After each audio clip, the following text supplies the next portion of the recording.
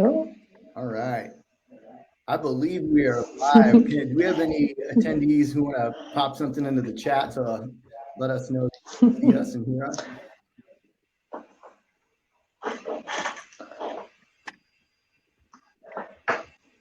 Cool. Well, we'll give it just a minute or two here for some any lingering folks to trickle in. Thank you all so much for being here, though. We appreciate you attending and learning about this new Uplift that we're so excited about. We'll give it just a minute.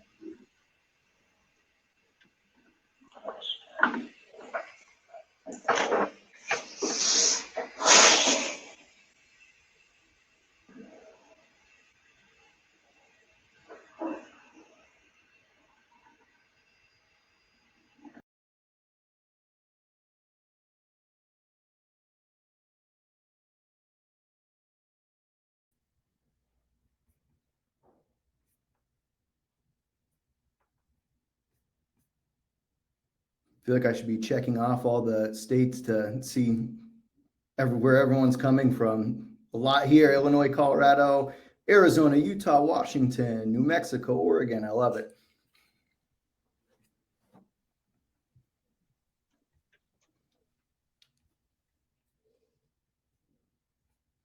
Well, we're at 102 and we've got quite a few people here that are on and ready to get started. So we'll go ahead and kick things off. And if anyone is late, they shouldn't miss too much here. So first, let me just do a quick introduction. For myself, many of you don't know me. I've only been with the Kicksite team for a little over a year now and only made a brief guest appearance on a prior webinar. So my name is Pat Mullen. I'm our marketing team lead. You won't hear much from me today because I've got some of my very talented and smart colleagues on board here who are really going to walk you through all this. But I just wanted to make an introduction. So you all know why you're here. We're going to talk about this Kicksite Finances Uplift that we've been working hard on over these past few months. We've certainly had no shortage of communications letting you guys know that this is coming and that we've been working on it, giving you some previews of those features. And we'll take a deeper dive into it today. Just to show you what we've been working on and what most of you are going to be seeing here soon, and for some of you have already seen. So as usual with our webinars, a recording will be sent out after today's webinar. And if you happen to know anyone who didn't register that wants to check it out, we'll also have a page up on our website where they can fill out a form to download it after the fact. So be on the lookout for that. So like I said, and as you can see, I have three colleagues here who are really going to cover the bulk of this today. We have Eden, who is one of our UI UX designers, Ryan, our development team lead, and Jada, our success specialist. So Jada in particular, I imagine many of you have spoken to before.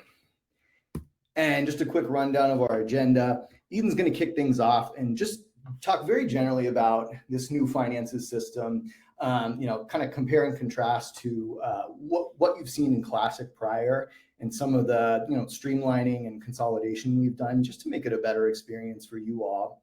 Then we'll move on to Ryan, where he's really going to deep dive into how these changes help serve you better as a business owner, how they help facilitate better and more sound accounting practices.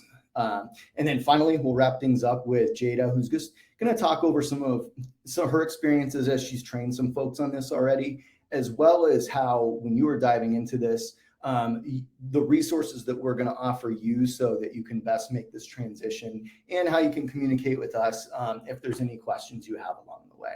So without further ado, Eden, I'm going to hand things over to you. Sure. Hi, everyone. I'm Eden. I work here as a UI UX designer, which basically means I am the one who does research, talks with everyone, and kind of gets a plan going before we hand it over to development. So I'm going to go ahead and share my screen here. And as you can see here, I have my pretend school. I'm just going to kind of show you guys some of the changes we've made. So you all have probably seen the dashboard. If you've recently switched over from Classic, this is the new uplifted dashboard. Most of these modules are the same. We can talk about those later. I just want to take us right into invoices. So over here on the sidebar, we've got this dollar bill indicating finances, just like before. But now when I click it, it takes me straight to past due invoices. These are the people who owe me money like right now, urgently. I want to go straight to that to see that. So we can see here I've got a couple past due invoices. You can also see the open ones that aren't past due yet, but they still owe you money. Undelivered is like when you have a physical inventory item, like, you know, a t-shirt or a gi or something, and you haven't actually marked it as delivered. Closed means it's been paid in full, it's all in good standing. And then we kind of have this new feature archived, which I don't have anything archived yet, but this is a really good way where, you know, instead of letting you delete and kind of mess up your finances trail, Ryan will talk about that, but now you kind of have the option to hold on to this stuff, you know, but also it's not in your face and bothering you all the time. So I really want to show you guys just super fast. Making an invoice is really easy and you kind of have a lot of flexibility here. So I'm going to go ahead and attach it to a person.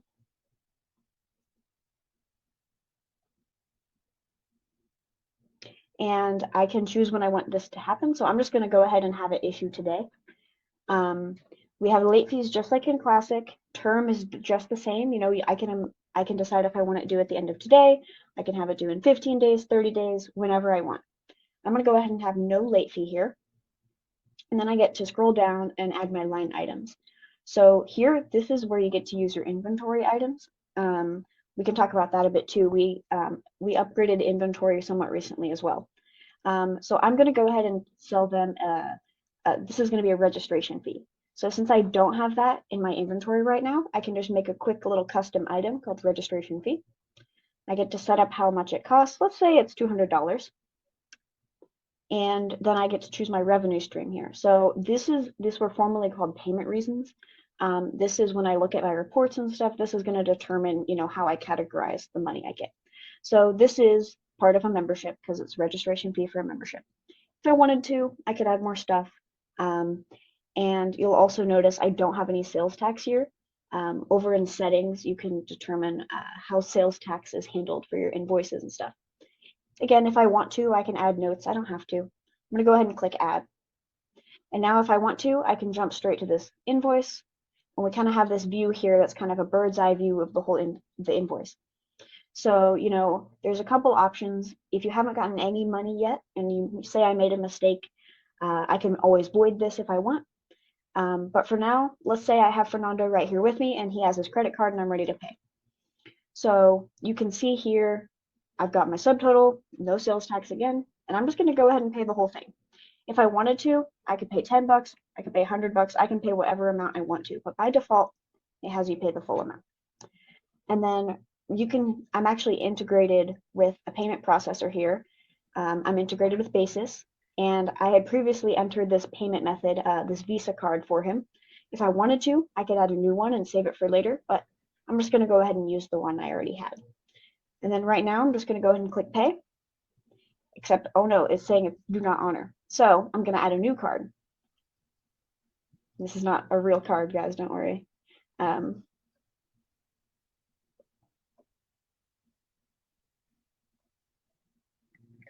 believe your amount's going to be too high. Our sandbox is probably going to fail it. Oh, goodness, you're right. You're right, that's why. Let's say I pay $90. Thank you. And there it worked.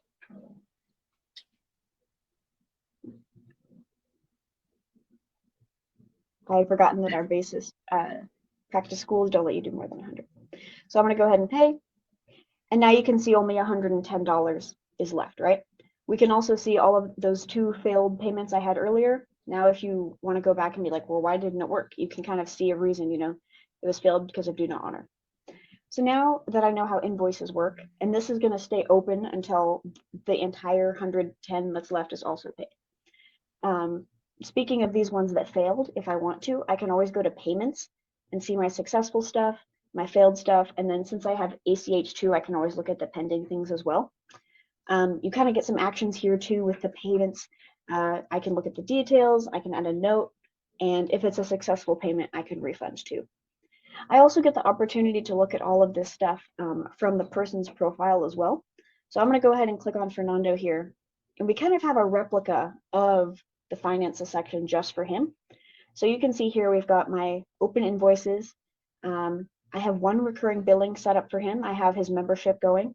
I can see it's active, 75 bucks every month. So it tells me, you know, $75 a month for his membership.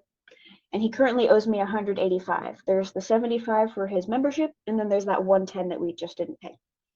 I can also see any sort of card payment or ACH or any payment he's made, whether it failed or succeeded. Payment methods, which again used to be called vaults. I've got those here. And I can also look at the reports, everything he's paid me, whatever he hasn't paid me, that kind of thing. The thing I'm really excited about and what I really wanted to show you all was this pay open balance button. So like I said, Fernando currently owes me $185. I don't love that. I would like to get that money. So I'm going to go ahead and click pay open balance. And from right here, I can collect some or all of that money. So you can see here, if I collect just 105 from him, we'll apply that towards that older invoice that I just made, but it won't go towards the recurring billing, right? Because we have to pay the other one first. But let's say I want to pay all 185, and I can go ahead and I'm going to pay with credit card. I'm going to use that one that I know works. And I'm going to go ahead and pay, except again, it's not going to work because of the sandbox. So let's pay 95.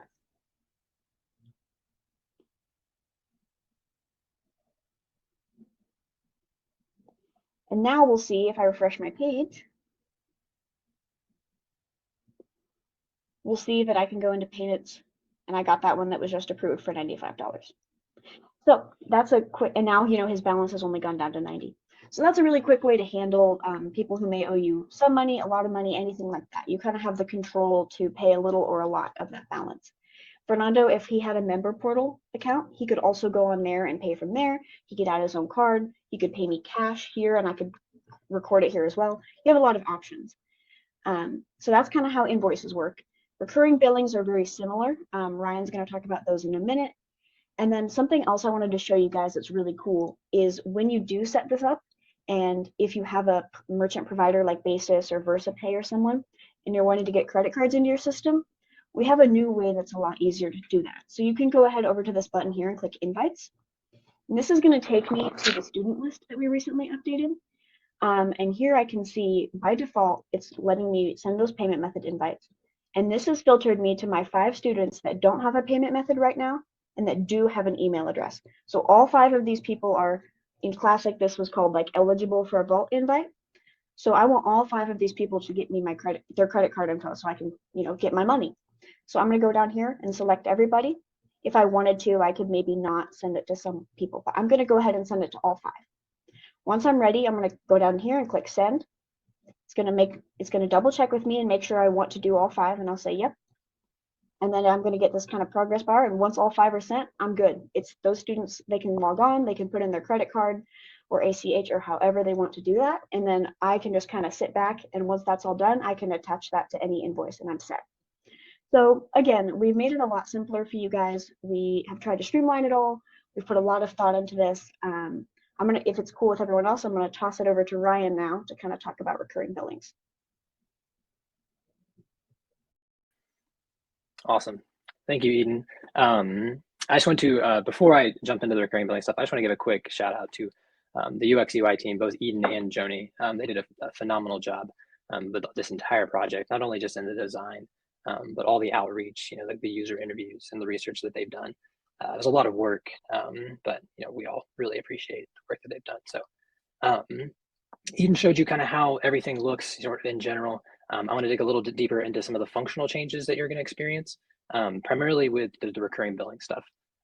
For those of you that aren't familiar with recurring billings, the name kind of implies that recurring billings just allow you to charge one of your students or members on a recurring basis, and they're incredibly important as they provide a consistent stream of income to increase the stability of your business. So I am going to share my screen really quick. And here we have one of my students, hopefully you can see this, Hayden Young, very similar state that Eden kind of left us in. I'm going to come up here in the top right of this finance module. Here you can add all of those things that Eden mentioned as well. And I'm going to click add recurring billing. Like our invoice modal, we get presented right here with a form to fill out. It's pretty self-explanatory. If you've used recurring billings in Classic, it makes all of it's pretty much the same. You can set up a different frequency, if you want to collect every month, every year, every other week, or whatever you want to do. The duration here, if you set it to unlimited, it will continue to charge every single month until you inactivate it. Revenue stream is essentially what payment reasons were if you're familiar with what Classic was doing. It's just a bit more explicit of a name of what it is. The biggest thing here is this auto pay toggle down below. So the concept of auto pay is fairly universal. You see it whenever you pay your mortgage or utilities or car payments. Pretty much every online service that takes payments now allow you to opt into this auto pay service. Effectively, it just means that you're going to automatically charge whatever payment method you have on file at that given interval. And if you're familiar with our previous iteration of recurring billings, any of our existing customers, they were always auto pay, if they were active. And if you didn't want to automatically charge somebody, the only way you could do that in Classic was with the recurring invoice. So now those two very different things, the recurring billings and the recurring invoices, are now combined into a single flow that you can just come in here and toggle this off for recurring invoice or toggle it on for effectively the recurring billing, what it was before. So I'm going to toggle this off and add it, and then I am prompted to go and view it. So here is the detail for this recurring billing that I just created. I've got all the information on the left here, when it's supposed to start. It starts today, when it was paid through, what the revenue stream is, the amount. Down below is any activity. In our Classic view, comments and history were kind of combined into one. So any payments that you made would show up in the comments, and that's going to be different going forward. Now we actually have the history split out, and you can see that I created this recurring billing and we pre-generated an invoice for it. And that brings me to, on the right-hand side, this invoice stuff over here. So since we did not opt into auto pay, the system generated an invoice for us that is due today. You can see that it's due right here. To resolve this invoice for a non-auto pay recurring billing, you would have to manually go into it here, click the pay button just like Eden showed you, and paying this invoice, resolving it in full, is what will actually move the paid through date over. Contrast that with if it was an auto pay recurring billing, the system would still generate an invoice for you. It would just automatically pay it, and then the recurring billing would just automatically move the paid through date forward. So you might be asking why, why is this invoice being generated? Especially if you're an older customer and you're not used to seeing that with your recurring billings. But as Eden kind of alluded to, and I think Pat kind of mentioned, one of the major changes that we're making with a lot of this finances stuff is that everything in the system that collects money is now going to do so through an invoice. The reason for that is there has to be this intent to collect as well as the actual collection of the money. This two model concept is a pretty foundational practice in a lot of accounting because those two actions aren't always guaranteed to happen on the same day. For reporting purposes, we have to always know when they take place. So a prime example of that, I'm sure just about everyone has experienced if they use our system or other systems, is if you have a recurring billing and then that payment declines. So let me show you that really quick. I'm going to come back over to this recurring billings page, recurring billing list, sorry. And you can see here, Thomas Kennedy has a recurring billing and they should have been charged on April 1st, and it's been now red and it shows that it has some declines on it. So I'm going to drill into Thomas Kennedy's billing here, and you can see on the right, well, not only can you see that there's a payment method attached and it's set up for auto pay, but on the right, you can see that past due invoice on it. So to resolve that before, effectively what happens whenever a card declines is that the system will automatically wait 7 days to try and charge it again. But now, since an invoice gets created in all of these circumstances, you can always just go in and manually resolve that invoice. So if I come in here, I can see, first of all, that there's a payment history, paper trail of the attempts to charge this invoice every 7 days, and all of them failed. So I'm going to come in here. I'm going to pay this invoice just like Eden had. And maybe, it doesn't have to necessarily be the card that they have on file for that recurring billing. This one would probably also work. Maybe they called you and they had insufficient funds and they said, oh, now I've actually got the money on file now. So if you go ahead and run it now, it'll be fine. Or maybe they're Venmoing you. You can use any different payment method you want. But let's run this right here. And it's do not honor because it's too expensive. This is exactly what Eden was running into. So I'm going to pay this with Venmo. Just to show that we close this recurring billing. We can see that in the payment history here. I can click on the membership for Thomas and come back to it. And now that we can see our paid through date is now in May. So this person is now paid up, just like the classic, like Marked is paid, their paid through date is advanced, they're in good standing. So that's sort of the primary difference that many of you are going to experience with a lot of the recurring billing stuff. especially the existing customers that are transitioning from classic, whether that's from using recurring billings or recurring invoices or both. I do also want to note that for those users that have existing data, all of your previous billings will be brought over. And if you have any recurring invoices, they'll be migrated to recurring billings that just aren't turned on to autopay. So it will continue to just generate invoices for you. There should be zero lost data for any of our existing customers. Everything should just get brought over. The last piece that I want to touch on briefly is our new service fee offering that we provided for our customers that are integrated with Basis. You may have noticed it in the little modal, the payment modal for the recurring billing, but if you're opted into this program, anywhere that you are prompted to process a payment, it's going to detect to see if you're trying to pay with a credit card or not, and it'll apply a service fee to that payment so that when you can pass on your processing fees to your members for that. I'm going to really quickly show that. I'm going to create a new invoice, and this time I'm going to do it through quick links. If you're not familiar, there's this icon over here on the sidebar up near the top called quick links. You can search for pretty much anything in here. So I'm going to search for a new invoice. I can click that, and you'll see that this modal has popped up again. All of our modals are designed like this. If you're on some other page and you want to just quickly add an invoice, you can do so through that quick links. So I am going to search for my son, and I am going to charge him for a sword, $50. 7-year-olds love the swords. So I'm going to come over to this invoice, and I'm going to pay it here. And since our default payment type for the school is credit card, you can see that there's a service fee right here of $2.06. If I switch to Venmo, maybe he's going to Venmo me, it goes away. So I'm going to come back over here, process this payment, just like that. On the payment history, there's a link up here for details, so you can click on that, and you can look at the payment receipt. So this is what your student would see. If they get sent an email for payment receipts, this is a lot like what it will look like. And you can see right down here, there's a service fee of $206, and the total is $57.06. So with this integration enabled, this additional service fee is going to pop up anywhere your schools process credit card fees, recurring billings, like I showed, just invoice payments, landing page submissions, event registrations, the whole thing pretty much. So we'll be covered from that front. And with that covers pretty much everything that I wanted to kind of speak to. So I'm going to pass it over to Jada now to go over some things from our success team. Perfect. So hope everybody can hear me. Sorry, I popped out of there for a second. But as Pat had mentioned, my name is Jada Scott. I work with our success department. I'm a launch specialist there. So a lot of what I focus on is the training aspect of it, some support, just anything that has to do with a lot of interaction with you guys, answering questions, helping you guys, just making sure that you feel as confident as possible using Kicksite, navigating around it. So really, there's only 3 things that I kind of wanted to focus on in my section. 2 of them have to do with kind of like the support side of it. So I'm going to go ahead, share my screen really quickly here.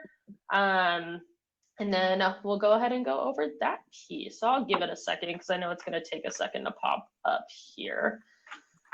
Alrighty. So hopefully everybody can see this. So first thing that I want to go over is our help center. So some of you might be familiar with our help center already. This is just where we're going to house articles, videos. We have a getting started tab that just kind of have some lengthier videos in there that replicate more like a training in the event that maybe your schedule's a little too hectic, but you still want to learn on your own. But it kind of covers everything at one point. But if you're not familiar how to get there, you've never navigated there before, within your actual Kicksite account, anytime that you're logged in, you're always going to see your name in the top right-hand corner. When you click on your name, you're going to get this drop down here, and then it's going to be this help center. So when you click help center, it's always going to open up a new tab. So still really easy to navigate, back to your Kicksite, back to the help center. But you can see it's broken out by 4 different categories. What I really want you guys to focus on, because what I want you to really pay attention to when you come to our help center, since we're mainly focusing on billing today, is staying on this how-to articles section and mainly looking at this uplifted finances section. So we really, as we were kind of leading up to this, we wanted to make sure that we were prepared for you guys to be able to have articles and videos and any type of content that we knew was going to be helpful for you.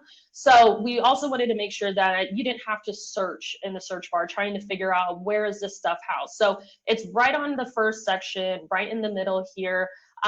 Anytime you want to kind of expand this, so I can hit show all articles, and it's going to show me all of the different articles. So within here, my recommendation, and this is also just based on some of the trainings that I have done, is I would always start with your finance settings. Inventory, I do not believe is in this list, but you can search inventory here. And when you search it, it's going to give you a drop down. I would focus on these two, this video, and then this article here as far as how to set up your inventory, and then also adding a new recurring billing. A lot of that is what I've been doing in trainings, just because finance settings is going to be crucial, because you're going to be utilizing that all over billing, you know, your revenue streams, your payment types. So I'm going to be collecting revenue by cash, check, you know, Venmo, PayPal, things like that. You know, inventory, retail invoices. So we want to make sure that we're setting up our tax. We want to make sure, not every state is going to do this, but some states require you to tax on services. So like your memberships. So setting all of that up first before we kind of like dive into doing all of the other billing is going to just set you guys up in a way better position than when we kind of start doing stuff now. We don't have that set up. Inventory as well. You don't necessarily have to just use inventory for actual physical items. So actual retail, you know, hoodies, t-shirts, things like that. You could also set up categories for things that aren't taxed. So a summer camp I'm doing, a seminar, you know, some of you might be, are used to using landing pages where maybe we have people, you know, sign up for summer camps on there. So you can also utilize inventory for that. So that's why I think it's also crucial to have that set up. And then as Ryan was kind of going over, everybody's going to be setting up recurring billing. So we want to make sure that we understand how to do that, because that's going to be where the bulk of our revenue is coming from, right? So those three I would say to focus on in the beginning. But if you like to kind of, you know, move ahead, you work at a quick pace, you can also see that there's other content in here that you can also view as well. So that was the first piece that I want to show you. I wanted to make sure that you guys knew where those resources were at, how to get there from your Kicksite account, and just know that we were, you know, we try to be as prepared as possible for you guys to make sure that we had this content ready. So then you didn't have to feel like you always had to do training. You always had to reach out to us. We have it right here. So that was the first piece. The second piece is that back in this dropdown, you also have this report issue. So with our success team and our QA team, development team, we have kind of created a more, not necessarily a more streamlined process, but we wanted to make sure that we had a process in place to help answer any questions, any technical things that needed to get fixed for billing specifically.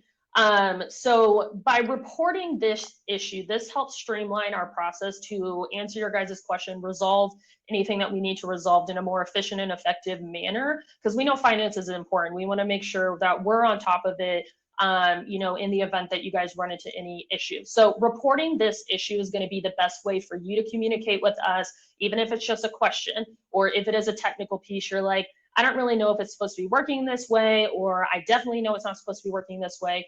Always use this report issue. Make sure before you come to this drop down that you are on the page that you are experiencing some difficulty or you have a question on. So make sure, you know, if I were to go into finances and I was on the invoice page, that's where I'm at before I come to the drop down, then report my issue. What this is going to allow you to do is to take a screenshot of this page, and then once your screenshot is good to go, I can hit next, and it's going to open up this modal here where I can leave a comment. So within here, I would recommend that you guys just be as detailed as possible, because the more detail you can give us, the better it helps us to answer your question or to resolve the issue. It kind of eliminates us having to go back and forth with you so much just to, you know, get all of the details. So as much as you can leave us here, the better it's going to be for us to solve that in a like a quicker manner. So put this here, send the feedback, and that creates a ticket that our success team or our support team has access to. It's really easy for our QA team to have access to, and also our development team. So you're hitting 3 different departments just in one ticket. So it just helps streamline that process. So I wanted to make sure that you guys knew where to go to report that issue. For right now, it's just going to be for billing specific, just to make sure everything's good there. And so those were kind of the 2 big things as far as like within Kicksite that I wanted to go through. And then the last one that I just really want to leave you guys with is 2 things with this last one. So ease is the first thing that comes to my mind. I hope that with Ryan and Eden going through kind of like a billing overview, these are the things that are changing. This is how easy it is to set up. I hope that it eases your guys' minds as far as what this transition is going to look like. I hope that it makes you guys feel more comfortable, that you'll probably notice, and I've done a couple of trainings with a couple of schools that were kind enough for us to kind of, I say test with, but, make sure that we were able to collect as much feedback as we could from them to make this as best as possible for you all. So, I hope by seeing all of that, it eases your mind. I know change can be hard and sometimes a little scary. So I hope that you guys feel like, oh, I'm already used to doing recurring billings like that. Yes, maybe the verbiage is a little different, but I got this. I know that it's going to be very, very similar to what I've already been doing. And then that kind of leads into the second word that comes to mind is like confident. We're super confident in what we've created for you guys because we know it's going to help you guys. It's going to help streamline processes. It's going to make things quicker for you. You can do a lot of stuff from the student profile now where you could before, but you kind of had to go into different places. Now it's just all right there. So I hope you guys feel as confident as we do, and utilizing the new billing and how much I know, and as we know as a company, how much it's going to help you guys, just as you guys continue to progress your businesses and add new people and things like that. So those are just the 2 things that kind of came to my mind, because I work with you guys all the time. I have the pleasure of training you. I have the pleasure of talking to you. And, like Eden and Ryan had said, we enjoy the feedback. We want to make sure that our product is, to the best of its ability to help you guys. We see Kicksite day in and day out. Sometimes getting that outside perspective for somebody that's actually running, a school is helpful for us because there's maybe some things that we didn't know that you guys were experiencing, or something about Kicksite that you're like, this would be so much more helpful for us. So, we took a lot of the feedback to heart when it came to the billing stuff to make sure that this was efficient and effective as possible as we knew it could be. And I think we as a whole definitely think that it is. So I'm super excited that you guys have access to it now. And I think that kind of concludes my part. So I think I'm going to throw it back to Pat then at this point. I'll stop sharing my screen. Well, thank you so much, Eden, Ryan, and Jada. Really appreciate you all jumping on here to walk through this stuff. And also, I have to thank our faceless colleagues who have been working so hard in the chat to answer questions. We knew there was going to be a number of questions, and so our team jumped at the chance to be on here and answering those along the way.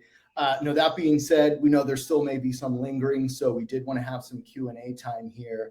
One that we kind of marked along the way that maybe Eden or Ryan, you want to handle. Someone did ask, can someone show how to filter in the reports of processed payments? Yeah, I can show that really quick. Let me see if I can share this guy back. Okay, so on the reports tab here, I guess this is one that we did not get to, but this reports tab right now is a lot of the existing reports that we had in Classic. We kind of just gave them a facelift, sort of renamed a couple of things. But let's see here. We can have access to the provider transactions. This report would be a directly pulled out of basis. So this is the transactions that they have on their end that we can just display here. Obviously, we can filter down to see some more on that. I believe merchant account payments, that does not let us filter. One of these guys I thought let me filter by type. Okay, so here we go. Here's a filter by type. So if I wanted to just get credit cards here, I could perform a filter here, and this would just narrow down to just the credit card transactions that I've done for this one here. So hopefully that helps. As I say, while I'm in here, do I need to show anything else? I didn't know if there were any other. Yes, you do actually.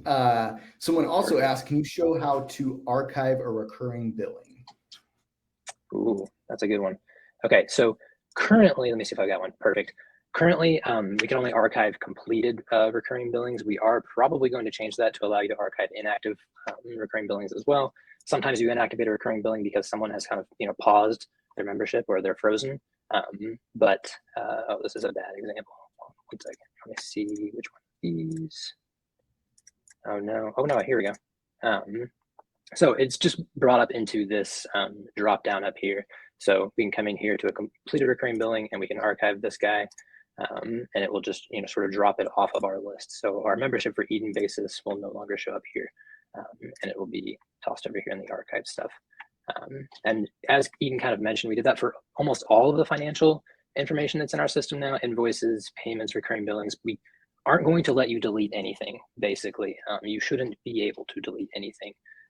There should always be a record of these things happening, an audit log, as you will. Awesome. Thank Anything you, else? Ryan. Another one that might be connected to the report stuff that you were showing. What if we want to filter by the type of income, i.e. membership, seminar, drop-in, apparel? Perfect. So for that one, I think we have a daily and a monthly collected revenue reports, and that will show us a breakdown. So our revenue streams will be listed across the top here. So here's our membership revenue, our merchandise revenue. Maybe apparently we've got snacks as revenue. So there we can have a breakdown of, in April we collected $1,241 in memberships. And I will note that we plan on overhauling both of these daily and monthly collected revenue reports to have more visuals and graphs and stuff like that. This first pass of this is we just wanted to get this out and get this into you guys' hands so that you could start playing with it as soon as possible. Awesome. We have a question that notes, we've been using the new dashboard for months now. When will we see the updated facelift on ours? I think we've had a few other chat questions just asking about timing. So Ryan, if you just want to speak to that and how we're rolling this out, that would be great. Yeah. So the biggest thing with when it will roll out is we can't put a specific date on it for everyone. We've got a lot of customers and the migration process that we've spoken to, converting recurring invoices to billings. There's a lot of stuff under the hood that we've had to do to allow for these better reports. That stuff takes time and we can't, instantly flip everyone on the same day. It's just not feasible for us. We do plan on, rolling this out over the period of the next several weeks. There's no guarantees exactly when that end date is in mind. However, for those of you that are here, obviously you guys care about this sort of stuff and you're providing great feedback. So definitely reach out to us and, we will make sure to prioritize those people that we can in an earlier phase of this rollout. So it could be as soon as, next week or the next 2 weeks for you guys. And Ryan, I'll note too that I am going to drop a link here in the chat. So anyone who is on this webinar that is interested, in being part of, the more near future groups that have this new finances uplift turned on, as well as if any of you are interested in being able to apply those service fees that we covered earlier, you'll be able to note any interest in either of those things. So I'm about to drop that link in the chat. And if any of you are interested in either of those, please fill that out and let us know. Yes, and it is important to note that the two things do not have to go at the, you don't necessarily have to do both, right? Everyone is going to get to the new billing experience. Not everyone needs to get this new service fee stuff. Not everyone is going to be able to get the new service fee stuff. So, just because you get one doesn't necessarily mean that you have to get the service fees. So. Great call out. Okay, we got a couple more that we'll tackle here. So Randy had a few questions. Number one, is there a way to see what the last form of payment was entered? Also, can you delete payment and add new at the same time and change expiration only on a card? There was We a can lot take of those questions one in there. if that's easier to. So first was, is there a way to see what the last form of payment was entered? The last form of payment. I'm not sure if that means for an invoice or for the profile, but I can show probably both. So if we were to look at a specific invoice, obviously there's a history here of the payments that were collected. And then if I were to look at this member's profile and I go to this payments tab here, this should be ordered by what was collected most recently. So we can see that Jada paid with this, Visa 4242 payment method most recently. Hopefully that covers the question. And so then the secondary was, can you delete payment and add new at the same time? So you won't be able to delete payments. If you issue a payment erroneously, you could refund that payment. And then, to repay it, maybe they gave you the wrong card information or something, you could refund the payment for the first card, leave that invoice open, and then repay that invoice with the correct payment method. And then the last one in that group was change the expiration only on a card. I believe that part of that is like it kind of has to work with basis a little bit. The card on file has to auto update. They actually have, I don't know how many of our customers are using it, but they do have an auto updater feature. So a card on file that gets their expiration date changed, and basis side would just automatically stay in there. I am not exactly sure where that's at and what that needs to happen on our side, but I do know that it's possible, and it's certainly something that we can look into. Awesome. Thank you, Ryan. It's a good one. Will there be a partial refund option on a payment option coming anytime? It is definitely possible. It is not going to be part of this initial phase. We were looking into offering partial refunds. There's a couple little pieces that kind of come along with it that we need to make sure that we've ironed out before we offer that for sure, but it is something that we're looking into. Phil asked, is there a convenient way to freeze a membership and billing for a given amount of time?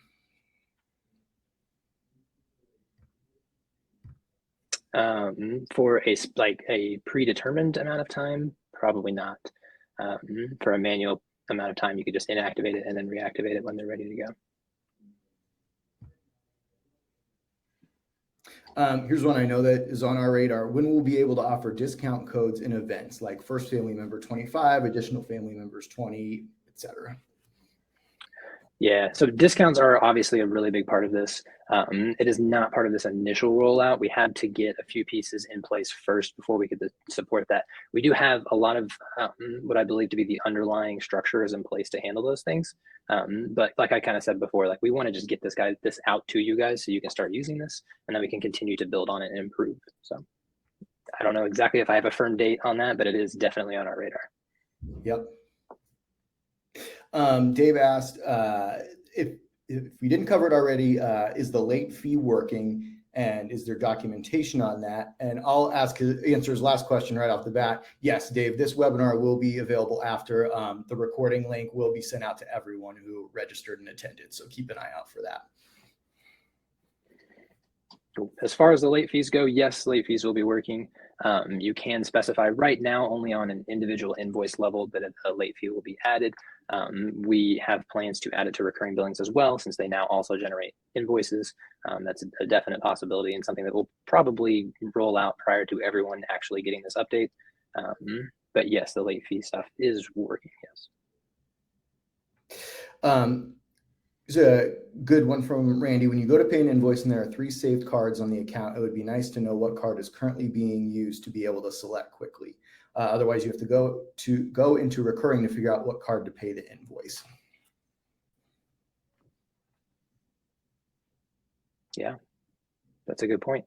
Certainly something that we could look into. Well, Sorry. I was going to say, and I don't know, Randy, because I was kind of, one thing that jumped to my mind, and I don't know if you already utilize this, is there is an option to add a label for cards. So if there is like a primary card that they want to use all the time, yes, you still would have to be able to, the label is just going to allow you to be able to see quickly like this card ending in 444 is the primary card. You know that that's the one that you need to use majority of the time unless they tell you otherwise. So as of right now, until, great feedback for us to maybe see if there's even a quicker way for us to be able to do that. But that's something that jumps to my mind that you have access to right now. It's not a required field, but definitely would be helpful for you to see, okay, they have 3 payment methods. This is their primary one. I choose that one. I'm good to go. So sorry to interject, but No, no worries. that's what came to my If mind. you guys want to answer some questions, go for it. You're the expert here. Okay, this is open to anyone then. Christine asked, I have a lot of customers with expired cards, which results in rejected. Oh, maybe that got answered. It just disappeared. I can take that one too if Ryan can't. From what I understand, and I'm not the developer, so Ryan, correct me if I'm wrong, but from what I understand, the way credit card data is stored, like we at Kicksite actually don't have any of the numbers themselves. We have it all encrypted, so we are not able to go in and just edit the expiration date or, the last 4 digits or whatever because of the way our security works. Ryan, is that a good way to put it? So Yeah, it is kind we of, certainly don't have a lot of control. Yeah. right. So it is kind of frustrating for your students, but ultimately it is in their best interest because then that way the card data can stay encrypted and all that kind of stuff. So I'm sorry, but that's just kind of how it has to work. I'm sorry. Cool. Well, we are just beyond the 45-minute mark.